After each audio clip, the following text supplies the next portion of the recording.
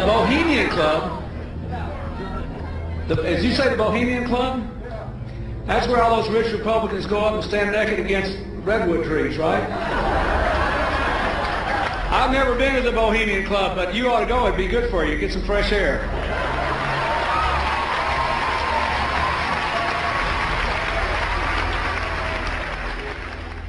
One last question. I read a Washington Times article many years ago where you had a comment about the organization, and then now it's been in the Wall Street Journal, it's been in a lot of different newspapers, and that's the Bohemian Grove. And back in, what was it, 1996, when you joined as a Clinton advisor, the Republicans were criticizing you, oh, what about Bohemian Grove? And then you countered them by saying, hey, I don't run around in the woods naked. What did that mean? Here is the before-mentioned Washington Times article where he said, I didn't run around naked like they do. I don't know what quote you're referring to. I'm not aware of any quote like that. Listen, I am a happy member of the Bohemian Grove. I like the folks who come there, and it's really inappropriate for me to talk about the group beyond that. Thank you.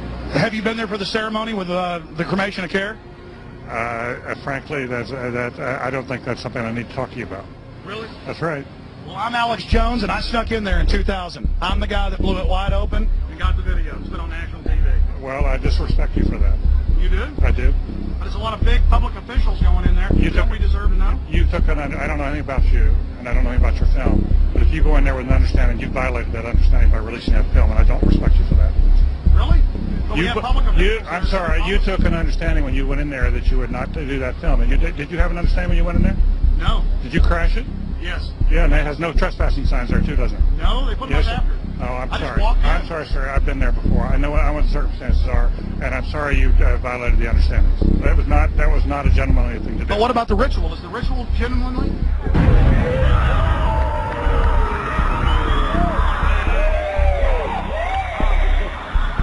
Sir, everything. I don't owe you this comment. I know. This is what's called ambush journalism, and I disrespect you for that as well. So thank you and goodbye. The ritual? It's none of your damn business.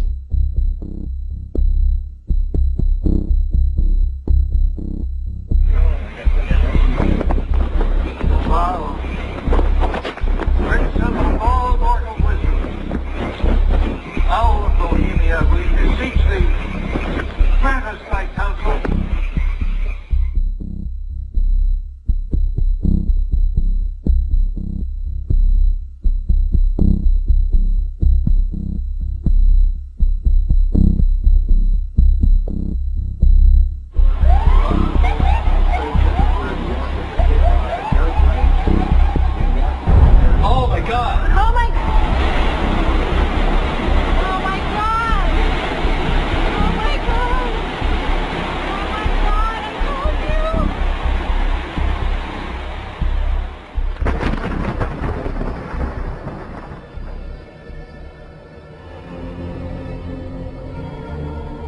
Today our nation saw evil, the very worst of human nature.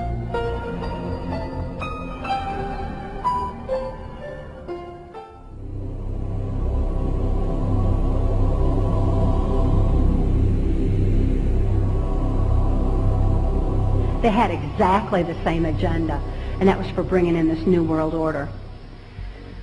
I heard George Bush talking at that time. He was talking to Bill Clinton, and I've since photographically recorded it and wrote it verbatim in our book, that when the American people became disillusioned with Republicans leading them into the New World Order, that Bill Clinton, as a Democrat, was going to be put into the office of president. This was decided in 1984. Actually, I'd heard about it even prior to that, but that, as of 1984, they were already discussing it as an absolute fact. The CIA is carrying out mind control on countless numbers of unwitting American victims. And he even went so far as to say the basic methods that they use in this mind control: hypnosis, drugs, and torture. Three parts of policy that they had adopted there. The second one was to find a way of being able to get total control of people's minds.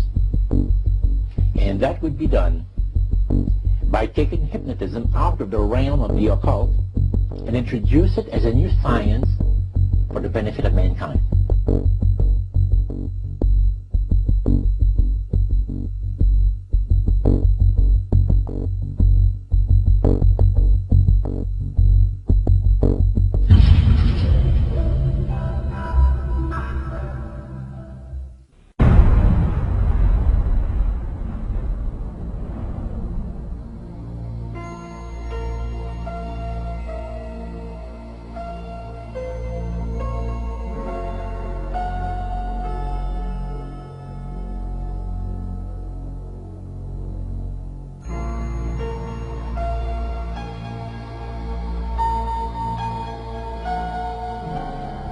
reflecting a policy of genocide either against the Tibetan people themselves or against their culture.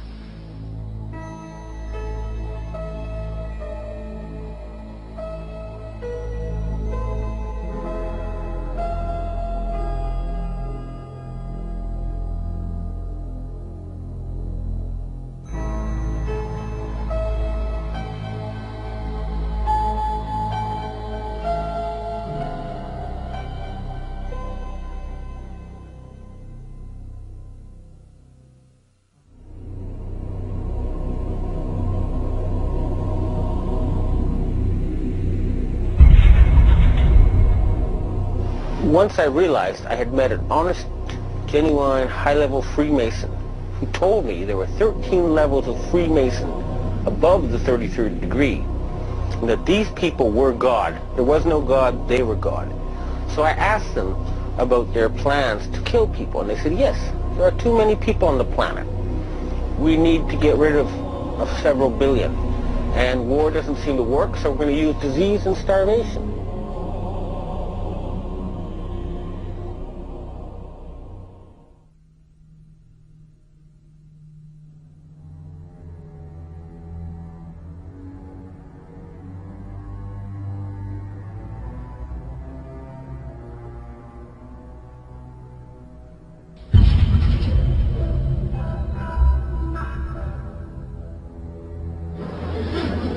He knew what was happening, and he attempted to warn us when he left office. He told us, quite bluntly and in no uncertain terms, to beware of the military-industrial complex.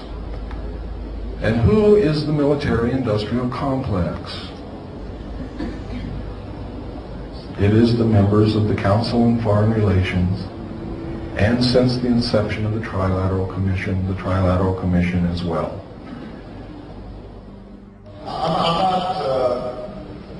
The Council on Foreign Relations, I don't know if I'm an official member. I've spoken there before.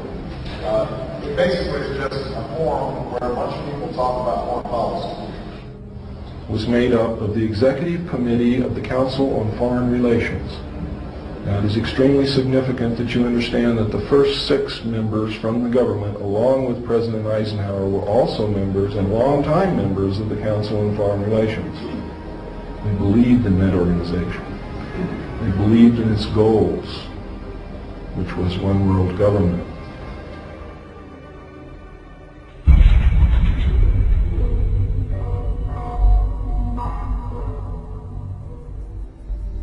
Number 15, create industrial depression and financial panic, unemployment, hunger, shortage of food.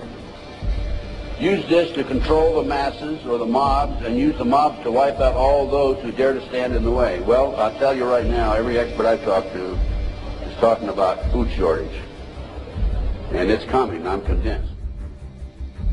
What were they? Because I'd never seen anything like that. And his statement was that if he told me, I would be one of few people in Madison, Georgia that knew about them. And he says they're disposable coffins. They were stacked, he told me, 15 high.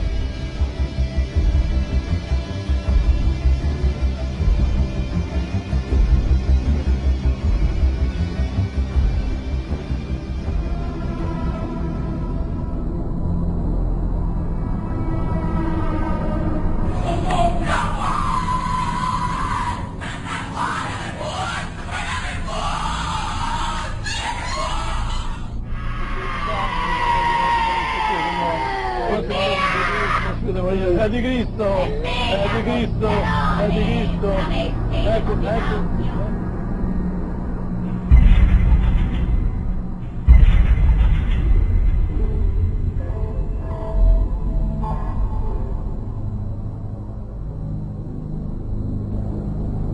You don't realize you don't just have one soul that comes into this body. Mm-hmm. You have a soul, but in order to experience many experiences at one time, you don't just come into one body. They said it's like it splinters. Mm-hmm. Goes into facets and splinters. And when it does that, it is experiencing many lives at the same time. This means all your past lives, your present lives, and future possibilities. These are simultaneous lives. And so at times, we do tap into some of those when I'm doing the sessions. Mm-hmm. But you're not to know about those things because it would be too confusing for you. If you knew all the other parts of you, what they were doing and what they were experiencing, you would go crazy, you couldn't handle it. So they said you focus on this life right now, what you're doing right here, that's the most important thing for this facet right now. And you've heard information about stargates, I imagine, from the people you've talked to. Yes, I know about dimensions and time travel and going back and forth between dimensions. Mm-hmm. And the portals and the windows.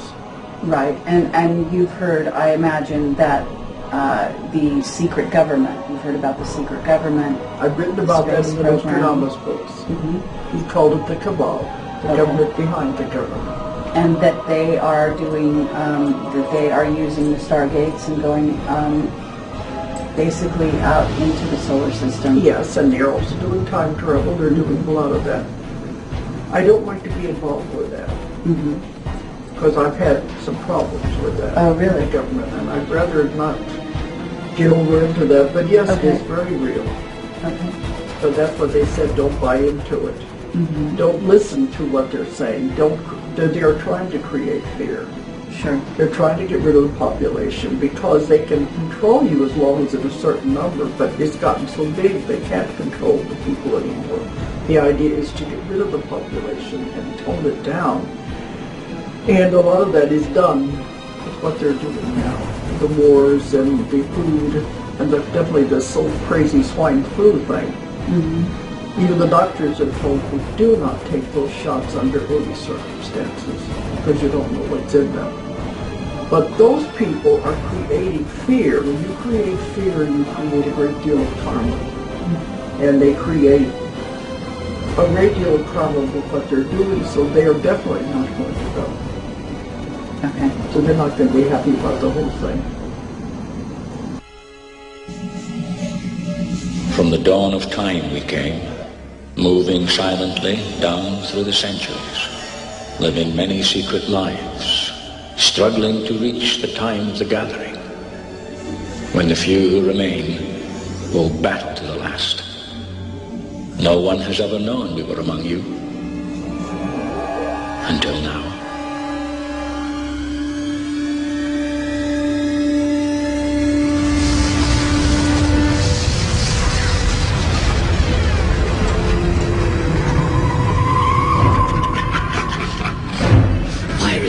Why resist? Just as much as I.